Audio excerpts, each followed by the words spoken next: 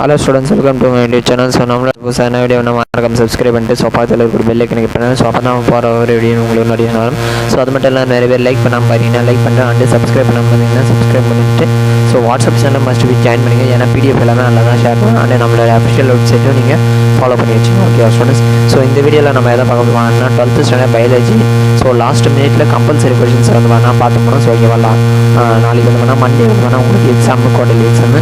So அதுக்கான நான் வந்து வேணால் எல்லாமே வந்து வேணால் உங்களுக்கு தனியாக கொடுப்பேன். ஸோ இந்த வாட்டி நான் சீக்கிரமாக கொடுக்கலாம்னு சொல்லிட்டு அப்படியே ஜஸ்ட்டு ஃபஸ்ட்டு மிட்டம் எக்ஸாமில் என்னென்ன கொஷின் எழுதிக்கிறாங்க, என்னென்ன கொஷின் கேட்குறாங்கன்னு சொல்லிட்டு எழுதி வச்சுட்டேன். அப்படியே நான் உங்களுக்கு இது பண்ணுறேன். ஓகேவா? ஸோ நான் வீடியோ மூவ் பண்ணுறேன். ஸோ அப்படியே நீங்கள் வந்து வேணால் பார்த்துனே வந்துடுங்க. ஓகேவா? ஸோ ஃபஸ்ட்டு மிட்டமில் என்னென்ன எழுதுறாங்க அப்படின்னு சொல்லிட்டு ஸோ ஃபஸ்ட்டு மிட்டமில் 12 கம்பல்சரி கொஷின்ஸ் ரிப்பீட்டட் ஆகிடுது. ஸோ இது வந்து 2022லேருந்து 2025 வரைக்கும் நடந்தது. சரி, 2024 வரைக்கும் நடந்தது. அண்டு 2025 ஃபஸ்ட்டு மிட்டம் எக்ஸாம் இருக்குது. அடுத்து குவார்டர்லி எக்ஸாம் வேணால் ஒரு 11 கொஷின்ஸ் கேட்குறாங்க, கம்பல்சரி கொஷின்ஸு.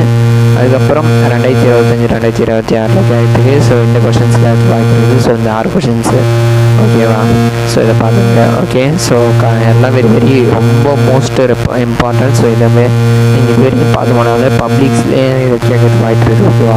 ஸோ ரொம்ப ஹார்ட் ஒர்க் பண்ணி தான் இந்த இம்பார்ட்டன்ட் கொஷின்ஸ் தரேன். ஸோ தயவுசெய்து இதை வந்து மிஸ் பண்ணி படிக்காதீங்க. அதனால் ஸோ கண்டிப்பாக எல்லோரும் கம்பல்சரி கொஷின் தான் அந்த கடைசி நேரத்தில் படிச்சுட்டு போங்க.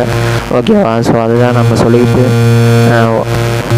ஜஸ்ட்டு ஒரு 1 ஹவரில் இருந்த கொஷின்ஸ் எல்லாம் படிச்சிடலாம். ஏன்னா ரிப்பீட்டடாக தான் இதுவாகிருக்கும். ஓகேவா? ஸோ இப்போ குவார்டர்லி எக்ஸாமில் கொடுத்துக்கிற கொஷின்ஸு அப்படியே ஆஃபர்லி எக்ஸாமில் கிட்ட நானும் அப்படியே தான் கொடுத்துருப்பேன். ஓகே, ஸோ அதனால் கரெக்டாக பார்த்து நீங்கள் என்னென்ன கொஷின்ஸ் படிக்கணும் ஆல்ரெடி இதுலேயே நீங்கள் நிறைய படிச்சுட்டே இருப்பீங்க. ஓகேவா?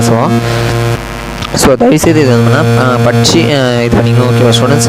ஸோ எல்லோரும் வந்துன்னா கொஷின் பேப்பர் ஈஸியாக தான் வரும் மேக்ஸிமம்.